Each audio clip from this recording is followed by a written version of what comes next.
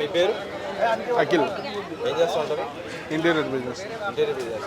ఎలా ఉందన్న ఈ కూటమి ప్రభుత్వం వచ్చి 2 ఏళ్ళు అయింది, మీ ఇంటీరియర్ బిజినెస్ ఎలా ఉందంటారు? ప్రభుత్వం వచ్చిన తర్వాత చాలా బాగా జరుగుతుందండి. కన్స్ట్రక్షన్ కానీ మొత్తం బిజినెస్ పరంగా అయితే గత ప్రభుత్వం కంటే ఈ ప్రభుత్వంలో చాలా బాగా రన్ అవుతుంది. అంతకుముందు ఏంటంటే పెద్ద బిజినెస్ ఉండేది కాదు. ఒకవేళ బిజినెస్ స్టార్ట్ చేద్దామన్నా కూడా అది సరిగ్గా రన్ అవ్వక చాలా ఇబ్బందులు పడేవాళ్ళం. ఈ ప్రభుత్వం వచ్చిన తర్వాత బాగా పుంజుకుంది. అంటే మరి ఈ గవర్నమెంట్ వచ్చిన తర్వాత ఈ ఎడ్యుకేషన్ సెక్టర్ మీద ప్రత్యేక శ్రద్ధ వహించినట్టు చెబుతూ ఉన్నారు. ఏం మార్పులు కనిపించారు ఎడ్యుకేషన్లో? మీరేం మార్పులు గమనించారు? మోడర్న్ స్కూల్తో పోటీగా వెళ్తుంది ప్రభుత్వ పాఠశాలలు ప్రస్తుతానికి. ఇప్పుడు ఏంటంటే ఇప్పుడు ప్రైవేట్ స్కూళ్ళు, మోడర్న్ స్కూళ్ళు స్టేట్ లెవెల్లో ఎన్ని మార్కులు అయితే సాధిస్తున్నాయో ఇప్పుడు ప్రైవేట్ స్కూళ్ళు కూడా 596 మార్కులు అంటే 600కే అంత చిన్న విషయం కాదు.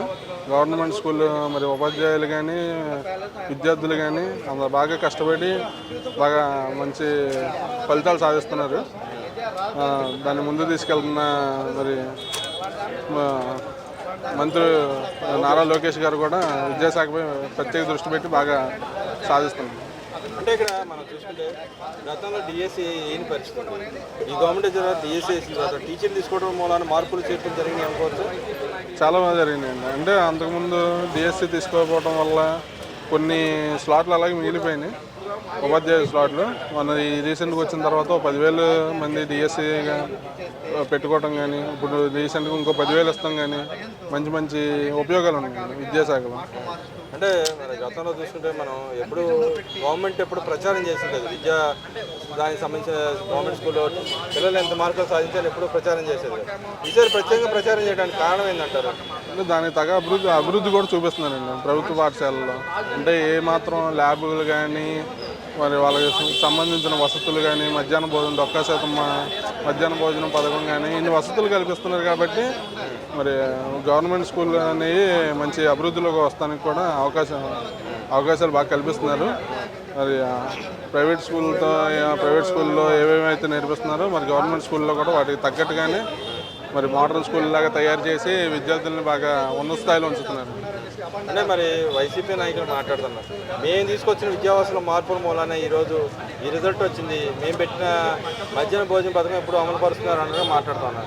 మధ్యాహ్న భోజనం 2 సంవత్సరాల తర్వాత కూడా ఇప్పుడు వాళ్ళు అమలు పరిచిన విధానం మూలానే వచ్చినాయి అంటారు, లేకపోతే ఈ కూడా ప్రభుత్వం ప్రత్యేకంగా శ్రద్ధ చూపి తీసుకొచ్చారంటారు? మధ్యాహ్న భోజనం పథకం వీళ్ళేమో కొత్తగా ప్రవేశపెట్టింది కదండి. అవి అంతకుముందు ముఖ్యమంత్రులు ఎప్పటి నుంచో పెడుతుంది.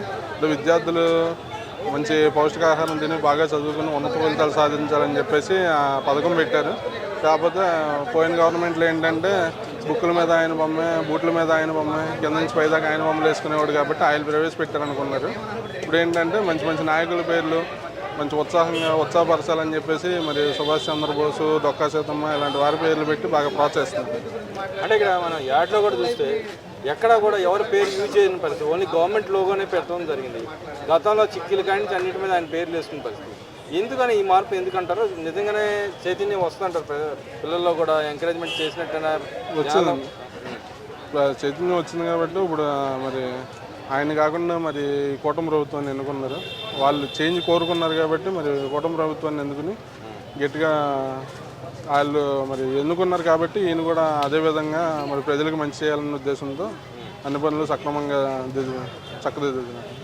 అంటే ఇక్కడ మనం చూసుకుంటే ఏదైతే గతంలో టీచర్లను కూడా మెడికల్ షాపుల దగ్గర లేకపోతే బార్ల దగ్గర వాటి దగ్గర నుంచున్న పరిస్థితి, ఇప్పుడు ఎక్కడైతే టీచింగ్ చెప్పాల్సిన వాళ్ళ దగ్గర 100 రోజులు పాలసీ పెట్టి 100 రోజుల్లో మార్పులు తీసుకురావాలని తీసుకొచ్చారు. దానివల్ల కూడా ఇంపాక్ట్ వచ్చిందంటారా ఈసారి?